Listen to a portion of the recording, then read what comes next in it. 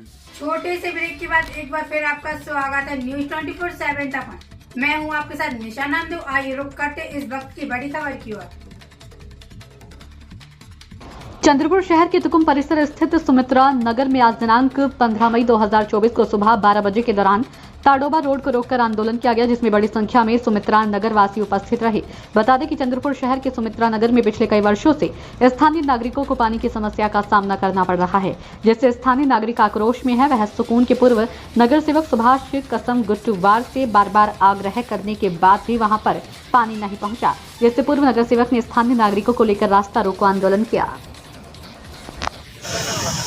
कुठलंही काम करताना संघटन महत्त्वाचं असतं आणि हे संघटन इथे आपल्या निदर्शनास दिसत आहे। प्रशासन केवळ एका व्यक्तीमुळे नाही होत, प्रशासनामध्ये अनेक अधिकारी आहेत, सर्वांनी मिळून निर्णय घ्यायला हवा आहे। पाण्याचा प्रश्न म्हणजे पाणी म्हणजे जीवन। थोडं जरी त्याला उशीर लागला पाण्याचा ग्लास जवळ यायला तर माणसाचा जीव जातो। असं हे जीवन अमृतासारखं असणारं पाणी गेल्या 5 वर्षापासून यांना फक्त फुटबॉल सारखं झुलवलं जात आहे।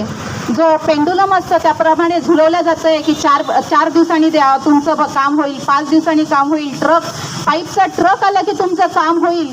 पण ट्रक येतो आणि ट्रक खाली होऊन कधीच निघून जातो। गरीब वस्ती आहे ही, गरीब वस्तीचा आवाज उठवायचा कुठे? मग सगळ्यांकडे पाणी जातं, या वस्तीमध्ये पाणी का नाही येत? गरीब वस्ती आहे म्हणूनच त्यांना एक खंबीर असं नेतृत्व मिळालं, म्हणून त्यांनी आज हे आंदोलन छेडलं आहे। कित्येक दिवसापासून ते म्हणतायत की आम्हाला आंदोलन करायचंय, पण शांतीने हा प्रश्न सोडवण्याचा प्रयत्न केला गेला, पण तो पूर्णत्वास नेला गेला नाही। म्हणून आज एक मजबुरी म्हणून या माझ्या महिला, माझ्या मैत्रिणी, माझ्या बहिणी ज्या आहेत त्यांच्यावर हा एक प्रसंग ओढवला आहे की त्यांनाही त्यांचे मुलं-बाळं पाणी मागतात, कामावर जातात, त्या येतं पाणी तर करंगळीपेक्षाही बारीक धार येते, 2-2 तास लागतात एक गुंड भरण्यासाठी। तर त्यांनी काय करायचं? थेंब पाणी जमा करून त्यांनी कसं जीवन जगायचं यासाठी केलेलं हे आंदोलन आहे। हे आंदोलन शांततेनेच होणार आहे, सर्वांचे प्रश्न सोडवण्याचा प्रयत्न केलाच जाणार आहे। जोपर्यंत प्रशासन लेखी पत्र देणार नाही की आम्ही या दिवशीपर्यंत या वस्तीला पाणी मिळेल, तोपर्यंत आम्ही असं पत्र मिळणार नाही, तोपर्यंत आम्ही हे आंदोलन चालूच ठेवू। बरोबर आहे ना? त्याचबरोबर दरवर्षी 2 वर्ष झाले द्वारका नगरीमध्ये पूरग्रस्त नैसर्गिक पूर येतो आहे। राष्ट्रवादी नगर, द्वारका नगरी येथे नैसर्गिक पूर येतो आहे। फक्त पाणी बॅक मारत आहे, त्यामुळे हा पूर येतोय। त्यासाठी फक्त एक नाला जो व्यवस्थित करायचा आहे, त्यामुळे हा प्रश्न सुटणार आहे।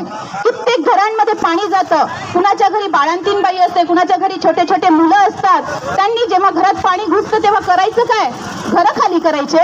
ही कुठली पद्धत आहे की 25-25, 40-40 वर्षापासून राहणाऱ्या नागरिकांना घर खाली करायला सांगता तुम्ही?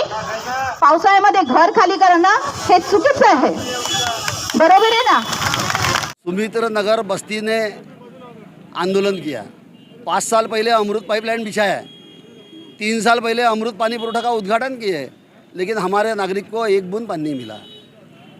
पानी कल अधिकारी आए थे महानगर पालिका के, पूरे वार्ड में घूमे, एक बूंद पानी नहीं। लोग चिल्ला रहे थे।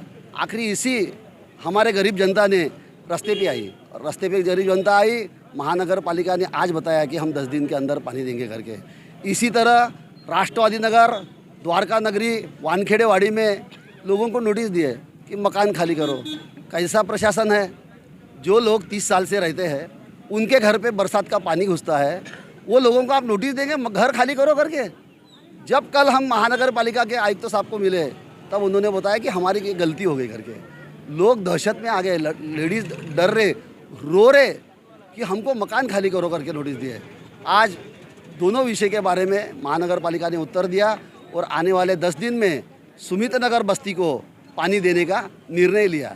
इसलिए मैं धन्यवाद देना चाहता हूँ। इसके आगे में कोई तीव्र आंदोलन वगैरह अगर 10 दिन में ये मांगे अगर पूरी नहीं होती है 10 दिन में 10 दिवसाच्या आतमध्ये अगर काही आमच्या मागणी पूर्ण नाही झाली तर आम्ही तीव्र आंदोलन करण्याची मागणी 10 दिन में अभी हमारा छोटा भाई बता रहा है 10 दिन में अगर मांगनी मान्य नहीं हुई हम छोड़ेंगे नहीं, इससे भी तीव्र आंदोलन। ये तो रास्ता रोको था, महानगर पालिका में जाके महानगर पालिका को हम लॉक लगाएंगे, महानगर पालिका के दरवाजे पे आंदोलन करेंगे और वो आंदोलन हमारा आमरण उपोषण रहेगा। इसलिए जाओ।